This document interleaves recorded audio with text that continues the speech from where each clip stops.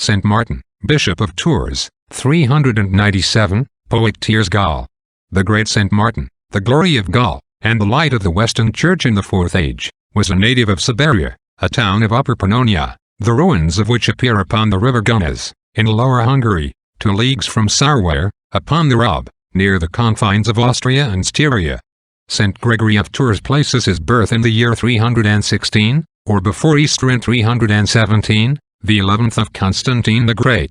His parents carried him with them in his infancy to Pavia in Italy, whither they removed, and the saint had his education in that city.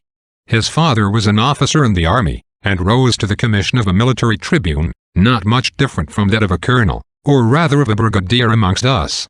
Our saint from his infancy seemed animated with the Spirit of God, and to have no relish for anything but for his service, though his parents were idolaters.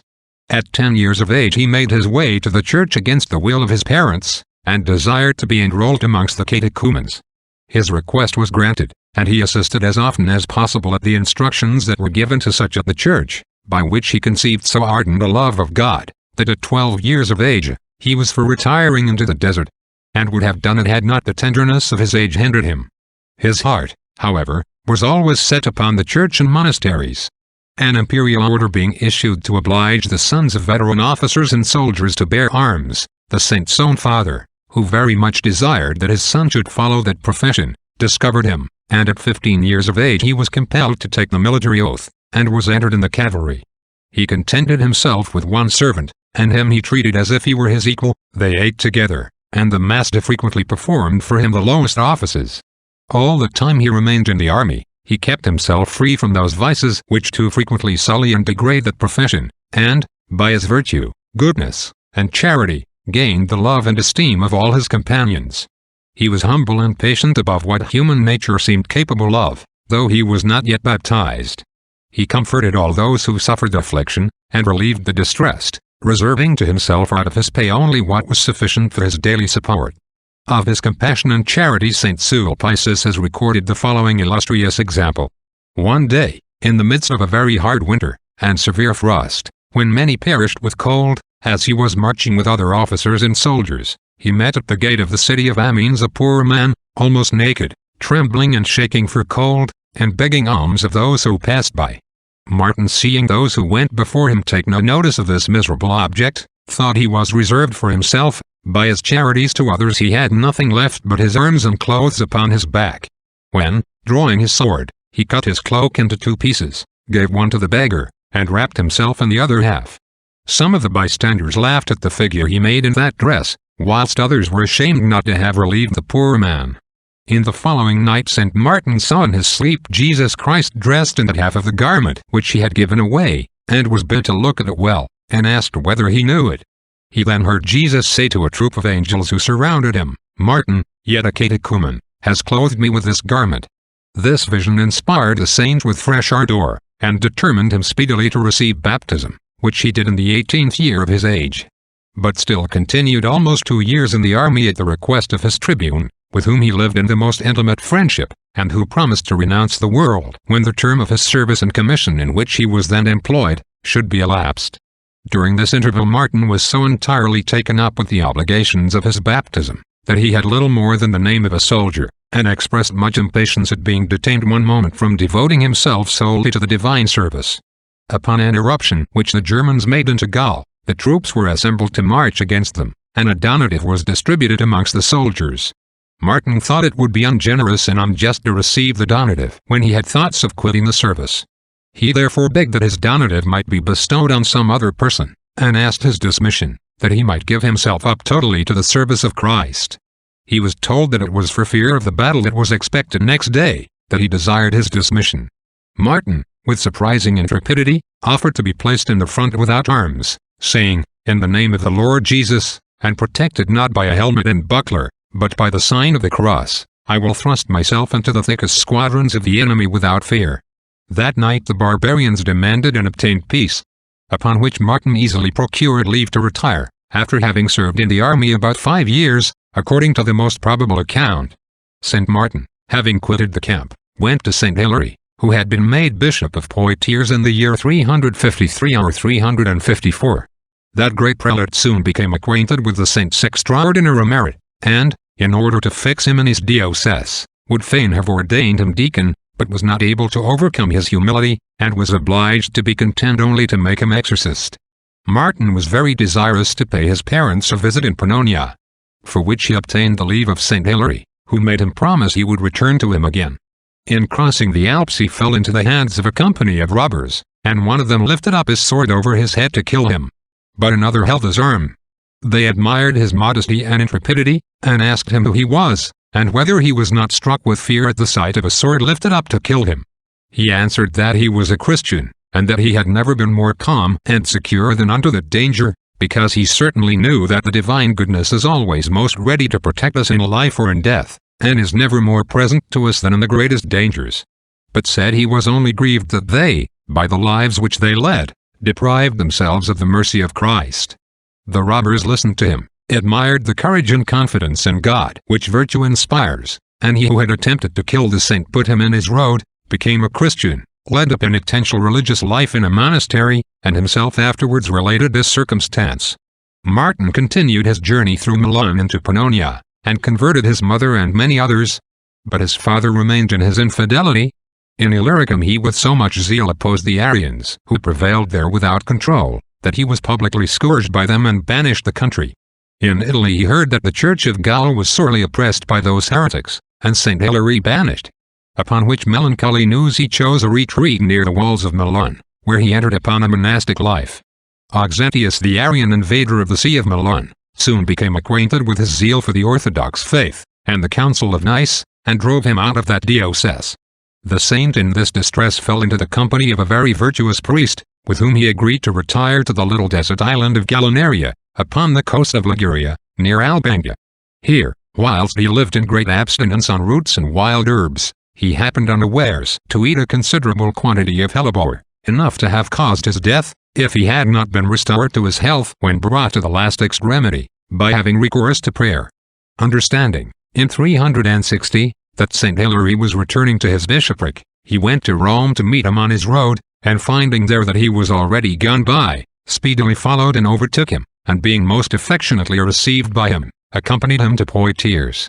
It being Martin's earnest desire to pursue his vocation in holy solitude, St. Hilary gave him a little spot of land, called Locasiagum, now Ligurgae, 2 leagues from the city, where our saint built a monastery, which was standing in the 8th century, and seems to have been the first that was erected in Gaul.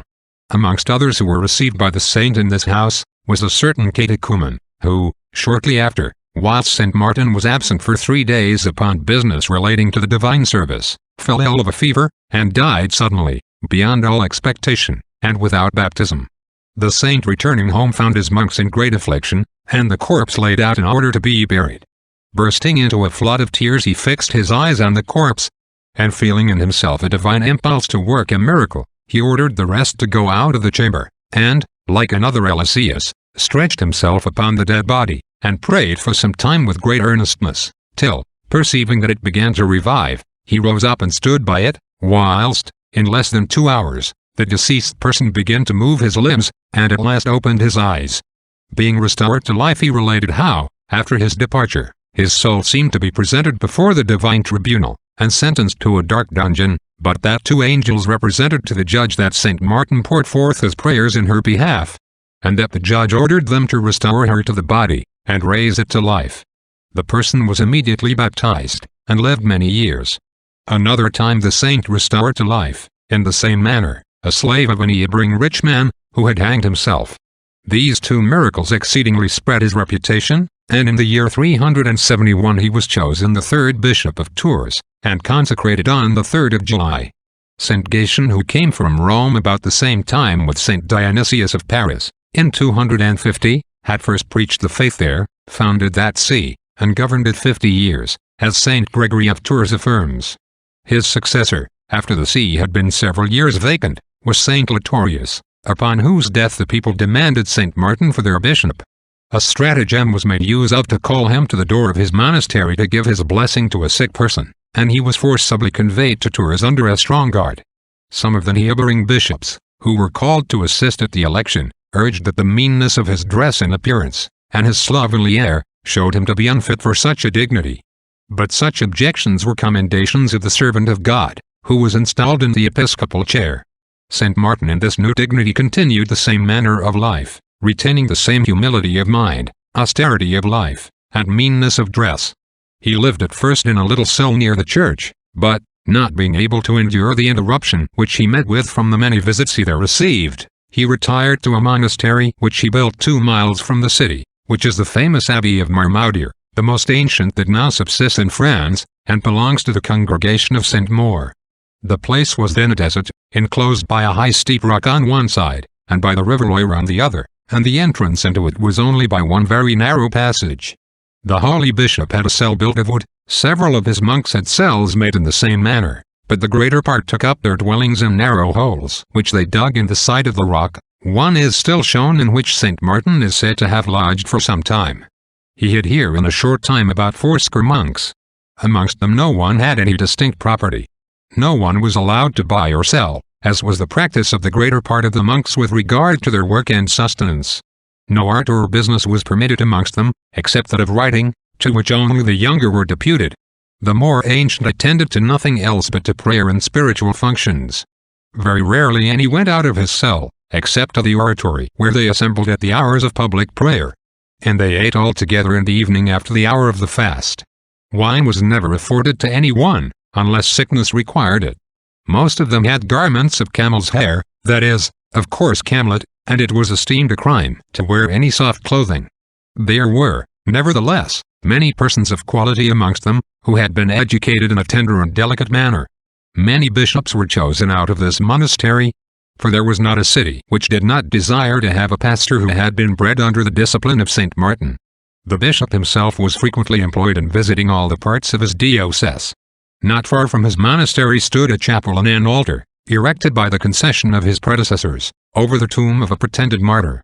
The place was much reverenced by the people. But St. Martin, who was not overcredulous, would not go thither to pray, not hearing any assured account of the relics. He asked the eldest of the clergy what they knew of them, and not receiving satisfaction, he went one day to the place with some of his brethren, and, standing over the tomb, besought God to show him who was buried there. Then turning to the left he saw near him a pale ghost of a fierce aspect, whom he commanded to speak. The ghost told his name, and it appeared that he had been a robber who was executed for his crimes, whom the people had honored as a martyr. None but St. Martin saw him. The rest only heard his voice. He thereupon caused the altar to be removed, and freed the people from this superstition. Formerly bishops canonized saints, or declared them such. But to prevent the danger of abuses, this has been long since reserved to the most mature discussion and solemn approbation of the Apostolic See of Rome. To honor relics without a prudent or moral assurance of their authenticity, or without the due authority of pastors as the canons require, is to fall into superstition.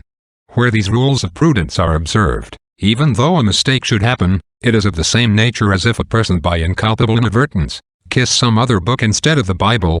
And the primary object of such religious actions, which is to glorify God in His saints, is always certain, whatever mistakes may happen in facts, or such like human means which excite our devotion. But the example of St. Martin, St. Gregory the Great, St. Charles Borromeo, and all other holy prelates ought to excite all pastors to be diligent and severe in examining and removing relics which are not sufficiently warranted. The utter extirpation of idolatry out of the diocese of Tours and all that part of Gaul was the fruit of the edifying piety, miracles, and zealous labors and instructions of St. Martin. Soon after he had entered upon his episcopal charge he was obliged, probably on account of the heathenish temples, or some such affairs, to repair to the court of Valentinian I, who generally resided in Gaul. That prince, who was a good soldier, was a most passionate, rough, and proud man, and though he had been remarkable for his zeal in the reign of Julian the Apostate, seemed on certain occasions afterwards too favorable to idolatry, or too indifferent about religion, as appears amongst other instances from the following. The Church never admitted comedians to baptism till they had quitted that profession, so that the pagans dreaded lest any of their comedians should turn Christians, as a prejudice to their public diversions. Valentinian therefore decreed that if any comedians in sickness desired baptism, the magistrates should be informed, that they might cause them to be visited, and see if they were really in danger, before they were allowed to be baptized. This prince, knowing that Saint Martin was come to beg of him something in favor of the Christian religion which he had no mind to grant, gave orders that he should not be admitted into the palace. Also his wife Justina, who was a furious Arian, endeavored to prepossess him against the holy bishop. Saint Martin, having attempted in vain twice or thrice to get access, had recourse to his ordinary weapons. He put on haircloth, covered his head with ashes, abstained from eating and drinking, and prayed day and night. On the 7th day, he was ordered by an angel to go boldly to the palace. Accordingly he went thither, found the doors open, and nobody stopping him. He went to the emperor, who seeing him at a distance, asked in passion why they had let him in, and would not vouchsafe to rise, but the place where he sat was suddenly all in a flame, which soon forced him to get up, says Sulpicius Severus. Then finding that he had felt the divine power, he embraced the saint several times, and granted him all that he desired, even before he had time to mention his requests. After this, he gave him audience several times, often made him eat at his table, and, at his departure, offered him great presents, which the saint modestly refused, out of love to the poverty he professed. This must have happened before the year 375, in which this emperor died. Saint Martin destroyed many temples of idols, and felled several trees that were held as sacred by the pagans. Having demolished a very ancient temple, he would also have cut down a pine that stood near it. The chief priest and other pagans opposed, but at length agreed that they themselves would fell it, upon condition that he who trusted so strongly in the God whom he preached would stand under it where they should place him. The saint, who was directed in these extraordinary events by a divine inspiration, consented, and suffered himself to be tied to that side of the tree on which it leaned. When it seemed just ready to fall upon him he made the sign of the cross, and it fell on the contrary side. There was not one in the prodigious multitude of pagans that were present, who did not upon the spot demand the imposition of hands in order to be received amongst the catechumens. Another time, as he was pulling down a temple in the country of Adui, that is, in the territory of Auchun, a great number of pagans fell upon him with great fury, and one attacked him sword in hand. The saint took away his mantle, and presented his bare neck to him. But the pagan, being miraculously terrified, fell backwards, and begged he would forgive him. His zeal exposed him on many occasions to the hazard of his life. Wherever he destroyed temples, he immediately built churches or monasteries, and continued frequently to perform great miracles. At Triers he cured a maid who was sick of a palsy, and just ready to expire, by putting some oil that was blessed into her mouth. He restored to health a slave who belonged to Tetradius, formerly proconsul, that was possessed with a devil. At Paris, as he entered the gate of the city, followed by a great crowd, he kissed the most loathsome leper, and gave him his blessing, and he was forthwith healed. Small threads of the clothes or hair shirt of Saint Martin often cured the sick when applied to them. One time the saint, as he was going to Chartres, passed through a village, the inhabitants of which were all idolaters, yet they all came out to see him pass by. The holy prelate, seeing this multitude of infidels, was moved with extreme compassion, and with earnest affection lifted up his eyes to heaven.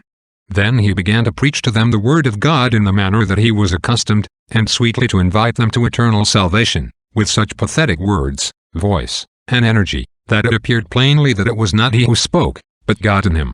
A woman brought to him at that very time her only son, a child who was dead, and besought him, as the friend of God, to restore him to life.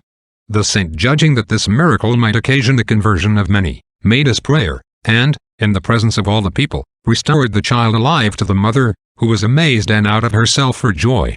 The people who had seen this miracle, cried out aloud to heaven, ran to the saint, and cast themselves at his feet, beseeching him to make them catechumens, and to prepare them for baptism.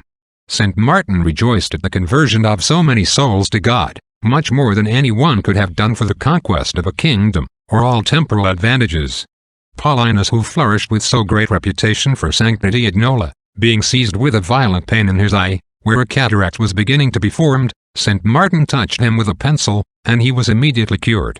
Many other miracles wrought by Saint Martin are related by Saint Sulpicius Severus, especially in casting out devils, whom he did not expel with threats and terrors as other exorcists were accustomed to do, but, clothed with rough haircloth, and covered with ashes, he prostrated himself upon the ground, and, with the arms of holy prayer, subdued them, and forced them at length to yield. The same venerable author recounts several instances of revelations, visions, and the spirit of prophecy with which the saint was favored by God. An extraordinary prudence, particularly in the discernment of spirits, was the fruit of his profound humility, perfect purity of heart, spirit of prayer, and contemplation. By this he discovered various subtle illusions and snares of the spirit of darkness. One day, when St. Martin was praying in his cell, the devil came to him environed with light, clothed in royal robes, with a crown of gold and precious stones upon his head, and with a gracious and pleasant countenance, told him twice that he was Christ. Humility is the touchstone which discovers the devil's artifices, in all which a spirit of pride reigns. By this the saint after some pause discerned the evident marks of the angel of darkness, and said to him, "The Lord Jesus said not that he was to come clothed with purple, and crowned and adorned with a diadem. Nor will I ever believe him to be Christ, who shall not come in the habit and figure in which Christ suffered, and who shall not bear the marks of the cross in his body." At these words the fiend vanished, and left the cell filled with an intolerable stench. While St. Martin was employed in making spiritual conquests, and in peaceably propagating the kingdom of Jesus Christ, the Western Empire was shaken with horrible convulsions. Maximus was proclaimed emperor by the Roman legions in Britain in 383, and, passing into Gaul, was acknowledged by the mutinous soldiery there, made Triers the seat of his empire, and defeated Gratian near Paris, who was betrayed by his own forces, and assassinated by Adragostius at Lyons on the 25th of August, in 383. The churches in Spain and Gaul were at that time disturbed by the Priscillianists, who renewed many errors of Simon Magus, the Gnostics and the Manichees, to which they added their favorite tenet of dissimulation and lying, it being an avowed principle amongst them, swear, forswear thyself, betray not the secret. Maximus found Athasis, a Spanish bishop, the warmest accuser of the Priscillianists, waiting for him at Triers. Idaces his colleague joined him there. The new emperor received them favorably, and commanded the ringleaders of the heretics to be conducted thither from Spain, and confronted with their two accusers. St. Martin happened to go to Triers to intercede with the tyrant in favor of certain persons who were condemned to death for adhering to their late master, Gratian. Many at the same time came from different parts to pay their court to Maximus with the most fawning adulation. But our saint always maintained his apostolical authority, imitating here in St. Ambrose, who had been there before him upon an embassy from Valentinian II, Gratian's younger brother, who remained in possession of Italy. Though St. Martin was Maximus's subject, which the other was not, he discovered the utmost reluctance to communicate with Maximus. And, when he was invited to dine at the emperor's table, he refused a long while, saying boldly, that he could not eat at the same table with a man who had deprived one emperor of his dominions, and another of his life. Maximus protested that he had not accepted of the empire voluntarily, but that it had been forced upon him by the soldiery, that his incredible success seemed to testify the will of God, and that not one of his enemies had perished, except those who lost their lives in the battle. St. Martin at length was prevailed upon to accept the invitation, which gave the emperor the utmost satisfaction, who ordered a great entertainment to be made, and invited the most considerable persons of his court, and, among others, his uncle and brother, both counts, and the prefect of the praetorium. The priest who accompanied St. Martin was seated in a most honorable place between two counts, and on the same couch, and St. Martin on a low seat near the emperor. In the midst of the entertainment, an officer presented the cup as usual to Maximus, who ordered it to be given to St. Martin, expecting to receive it from his hand. But, when the bishop had drank, he gave it to his priest, as the most worthy person in the company, which action was exceedingly applauded by the emperor and the whole court. The empress, who attended night and day to the bishop's discourses, sat always at his feet upon the ground, and would needs give him an entertainment in her turn, to which she invited the emperor. St. Martin consented with the utmost reluctance, for though he was above 70 years old, he never conversed with women except on necessary spiritual affairs. But he found it unavoidable, as he had several things to petition for, such as the delivery of prisoners, the recalling several that were in banishment, and restoring estates that had been confiscated. The empress herself waited upon him at table in the humble posture of a servant. Neither St. Ambrose nor St. Martin would communicate with Athasis or those bishops who held communion with him, because they sought to put heretics to death. We cannot wonder at the offense these saints took at their prosecuting Priscillian in such a manner, when we consider how much the Church abhorred the shedding of the blood even of criminals, and never suffered any of her clergy to have any share in such causes. St. Martin continually reproved Athasis for his conduct, and pressed him to desist from his accusation. He also besought Maximus not to spill the blood of the guilty, saying, it was sufficient that they had been declared heretics, and excommunicated by the bishops, and that there was no precedent of an ecclesiastical cause being brought before a secular judge. Athasis, far from hearkening to his advice, presumed to accuse him of this heresy, as he usually did those whose manner of life seemed to him too rigid. But Maximus, out of regard to St. Martin's remonstrances, caused the trial to be deferred all the while he stayed at Triers, and even promised him that the blood of the persons accused should not be spilt. But after the saint had left Triers, he suffered himself to be prevailed upon, and committed the cause of the Priscillianus to Evodius, whom he had made prefect of the praetorium. This severe judge convicted Priscillian of several crimes by his own confession, as of holding nocturnal assemblies with lewd women, of praying naked, and other such things. Athasis was the accuser, and was even present when Priscillian was put to the torture. Though after this he withdrew, and did not assist at their condemnation to death. Evodius laid the whole proceeding before Maximus, who declared Priscillian and his accomplices worthy of death. Evodius therefore pronounced sentence. Priscillian, his two clerks named Felicissimus and Arminius, Latrocinius a layman, and Eutracha were beheaded. The bishop Instantius, who had been condemned by the Council of Bordeaux, was banished to the islands of Silena, or the Isles of Scilly, beyond Britain. Soon after Apharinus and Aurelius, two deacons, were condemned to death. Tiberian was sent to the same islands, and his estate confiscated, and others were punished for the same cause. Athasis and his associate bishops were supported by the emperor, so that several who disapproved their conduct durst not condemn them. Only one bishop named Theognostus publicly declared against them. The Athasians prevailed upon the emperor to send tribunes into Spain with a sovereign power to search out heretics, and deprive them of their lives and possessions. No one doubted but many innocent persons would fall undistinguished in this search. For the paleness of a man's countenance or his dress was enough to bring him into suspicion with those people. The day after they had obtained this order, they heard, when they least expected it, that St. Martin was almost got to Triers, for he was obliged to go there very often about affairs of charity.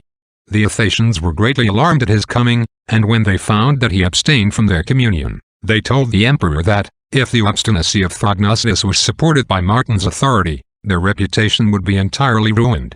Maximus therefore represented mildly to the holy man that the heretics had been justly condemned for their crimes by the imperial judges, not by the bishops. But perceiving that St. Martin was not moved, but urged that the bishops had carried on the prosecutions, Maximus fell into a passion, and going away, gave immediate orders that the persons for whom he came to intercede should be put to death. These were Count Narses, and the governor Lucadius, who were obnoxious to Maximus for having adhered to Gratian's party. The holy man has still more at heart to prevent the tribunes being sent into Spain, and this not only for the sake of many Catholics, but also for the heretics, whose lives he was extremely desirous to save.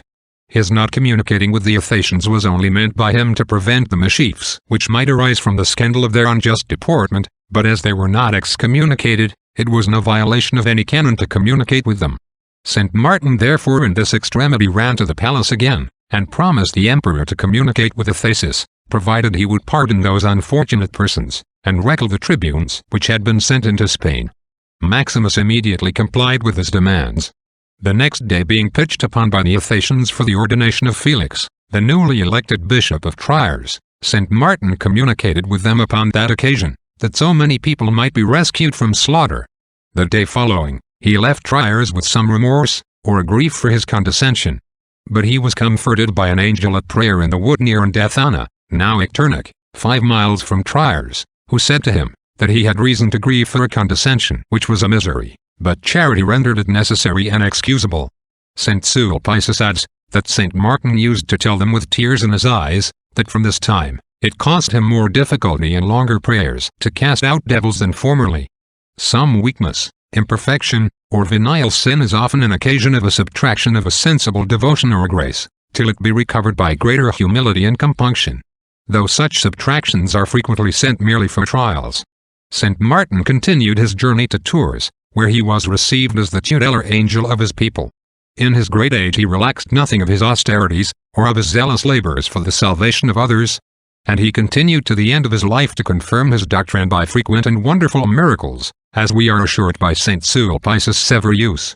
This great man, renouncing the world, chose for his first retreat a little cottage upon an estate which he had at a village upon the borders of Aquitaine, now in Languedoc, called Primaliac, and afterwards Mount Primlau, a place not now known. He made several visits to St. Martin, and squared his life by his direction. Upon his arrival, the blessed man himself presented water to him and his companions to wash their hands before eating, ordered them to be served with a moderate corporal refection, then fed them with the spiritual food of his heavenly discourses, strongly exhorting them to renounce sensuality, and the pleasures and distraction of the world, that, without hindrance, they might follow the Lord Jesus with their whole hearts. In the evening he washed their feet with his own hands. St. Sulpice assures us, that though a stranger to secular learning, he was in his discourses clear, methodical, pathetically vehement, and powerfully eloquent, that he was very ready in solving intricate difficulties of Holy Writ, in answering questions upon spiritual matters, and in giving to every one suitable advice. That no one confuted errors and infidelity, or set off the truth of the Christian religion with greater perspicuity or force. This illustrious author adds, that he never heard any man speak with so much good sense, with so much knowledge and penetration, or with purer language, and that the gravity, dignity, and humility, with which he delivered himself, were not to be expressed. Nevertheless, his strongest exhortation to perfect virtue was the almost irresistible influence of his example and wonderful sanctity. No one ever saw him angry, disturbed, sad, or vainly laughing. The same tranquility of mind, the same serenity of countenance appeared in him in prosperity and adversity, and, under all the vicissitudes of human accidents, even beyond what seemed possible in this mortal life, Christ was always in his mouth, and in his heart. Nothing reigned there but sincere humility, piety, peace, mercy, and goodness. He was very cautious never to judge others, and to interpret everyone's actions, if it was possible, in the best part.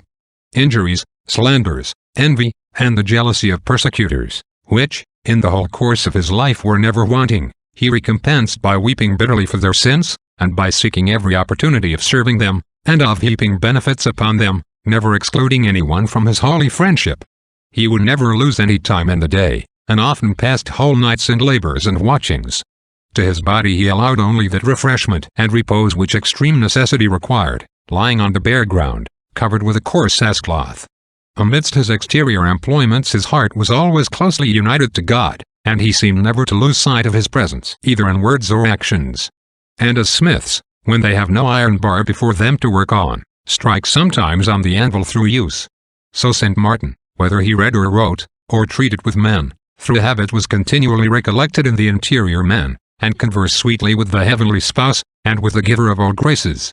He was accustomed to gather profitable spiritual lessons and thoughts, and to kindle holy affections from all things which occurred. Once when he saw a sheep newly shorn, he pleasantly said to those that were with him, "This sheep hath fulfilled the precept of the gospel, because having enough for 2 coats, it hath parted with one to such as have need. So should you likewise do." Seeing a man keeping swine, very cold, and but half covered with a poor scanty coat of skins, he said, "Behold Adam driven out of paradise. But let us, leaving the old Adam, clothe ourselves with the new." In visiting his diocese, arriving once at a river, he saw a great quantity of fowl very busy in gorging up the fish. Whereupon he said, "These ravenous birds resemble much our infernal enemies, which lie always in wait to catch unwary souls, and suddenly make them their prey."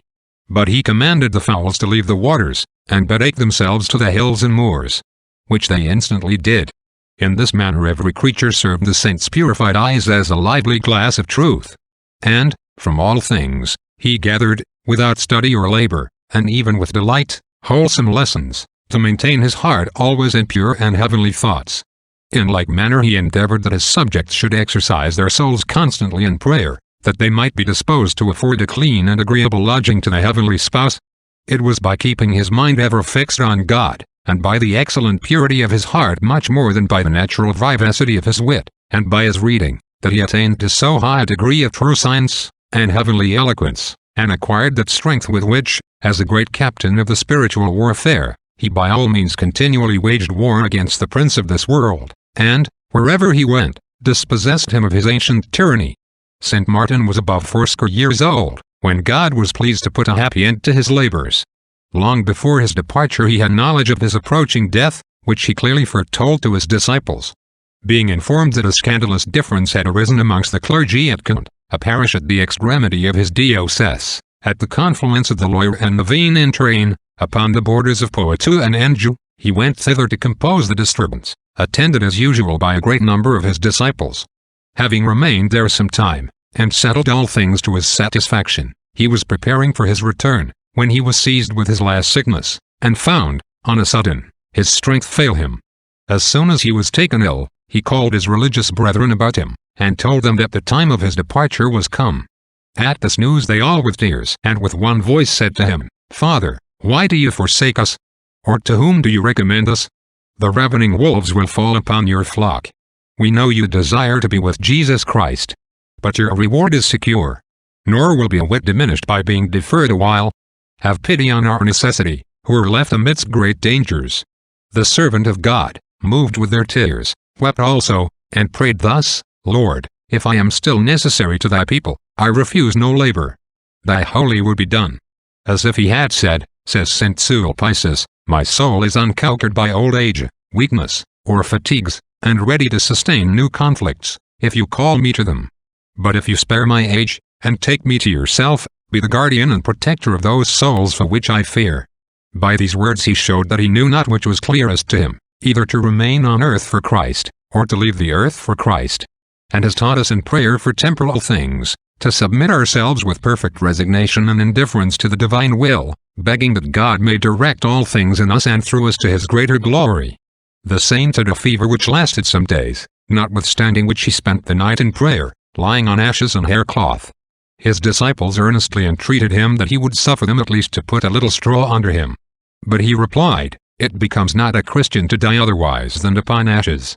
I shall have sinned if I leave you any other example." He continually held up his eyes and hands to heaven, never interrupting his prayer, so that the priests that stood about him begged he would turn himself on one side, to afford his body a little rest. He answered, "Allow me, my brethren, to look rather towards heaven than upon the earth, that my soul may be directed to take its flight to the Lord to whom it is going." Afterwards, seeing the devil near him, he said, "What dost thou here, cruel beast? Thou shalt find nothing in me.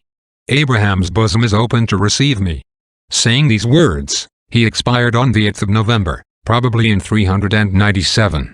He died 7 months after St. Ambrose, as St. Gregory of Tours assures us. They who were present wondered at the brightness of his face and whole body, which seemed to them as if it were already glorified. The inhabitants of Poictiers warmly disputed the possession of his body, but the people of Tours carried it off. The whole city came out to meet it, all the country people and many from neighboring cities flocked thither, with about 2,000 monks, and a great company of virgins. They all melted into tears, though no one doubted of his glory. He was carried with hymns to the place of his interment, which was in a little grove at some distance from the monastery, where certain monks lived in separate cells. The place was then 530 paces from the city, as St. Gregory of Tours informs us, though at present it is part of it, and the walls were carried so far as to encompass it in the beginning of the inroads of the Normans. St. Brice, St. Martin's successor, built a chapel over his tomb, and St. Perpetuus, the 6th bishop of Tours, about the year 470, founded upon that spot the great church and monastery, the St. Sumptuous tomb being placed behind the high altar. These monks secularized themselves in the 7th century.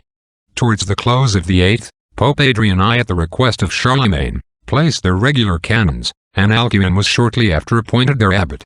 These canons were secularized in the reign of Charles the Bald, in 849, and have continued so ever since. The King of France, from the time of Hugh Capet, is the abbot and first canon, besides 11 dignitaries, and 51 canons. Here are ecclesiastical honorary canons, namely, the Patriarch of Jerusalem, the Archbishops of Mentz, Cologne, Compostela, Sens, and Bourges, the Bishops of Liege, Strasbourg, Angers, Auxerre, and Quebec, and the Abbots of Marmaudier, and St. Julian's at Tours, and lay honorary canons, the Dauphin, the Dukes of Burgundy, Anjou, Brittany, Bourbon, Vendôme, and Nevers, the Counts of Flanders, Dunois, and Angoulême, also the Earl of Douglas, in Scotland, before that family had changed its religion. The extraordinary devotion which the French and all Europe have expressed to St. Martin, and to this church for the sake of his precious tomb, would furnish matter for a large history. The Huguenots rifled the shrine and scattered the relics of this saint. But this church recovered a bone of his arm, and part of his skull. Before this dispersion, certain churches had obtained small portions which they still preserve. The priory of St. Martin's in the Fields at Paris is possessed of a part. 2 of his teeth are shown in St. Martin's, at Tournai. The cathedral at Tours was built by St. Martin in honor of St. Maurice, but since the year 1096, bears the title of St. Gatians. Its chapter is one of the most illustrious in France. The Bishop of Tours was suffragan to Rouen till he was made a metropolitan. A vial of sacred oil is kept at St. Martin's, with which Henry IV was anointed king instead of that from Rheims. St. Sulpice relates that St. Martin sometimes cured distempers by oil which he had blessed, and that this oil was sometimes miraculously increased. Many miracles wrought at the shrine of St. Martin, or through his intercession, immediately after his happy death, some of which are recounted by St. Gregory of Tours, Fortunatus, and others, excited exceedingly the devotion of the people. Some have imagined that he was the first saint publicly honored by the Church as a confessor. But this is not so much as insinuated by any ancient author, and St. John the Evangelist, St. Thecla, and many others were not properly martyrs, not to mention St. Petronilla, St. Praxedes, and St. Pudentiana. The principal feast of St. Martin is kept on the 11th of November, that of his ordination and the translation of his relics on the 4th of July, that of bringing them back from Auxerre to Tours, called Relatio, on the 13th of December. Amen. The virtue of St. Martin, which was the miracle of the world, was founded in the most profound humility, perfect meanness, and self-denial, by which he was dead to himself, in his continual meditation on religious truths, in his love of heavenly things, and contempt of the world, to which his heart was crucified, lastly, in the constant union of his soul to God, by the exercise of holy prayer, and by the entire resignation of himself to the divine will in all things without reserve. Such a disposition could not but be accompanied with the most ardent fraternal charity, zeal for the divine honor, and all other virtues. Whatever our state and circumstances may be in the world, unless by learning the same virtues, and studying daily to improve them in our hearts, we put on the Spirit of Christ, bear his image in our souls, and wear his livery, we cannot hope to be owned by him at the last day, or to find admittance into the company of his elect, but shall be cast forth with the reprobate into outer darkness. Oremus. O God, who seest that we do not stand by any strength of our own, mercifully grant that, by the intercession of blessed Martin, thy bishop and confessor, we may be defended against all adversity. Per Dominum nostrum Iesum Christum filium tuum, qui tecum vivit et regnat, in unitate Spiritus Sancti Deus, per omnia saecula saecularum. Amen. Benedicat vos omnipotens Deus, Pater, et Filius, et Spiritus Sanctus. Amen.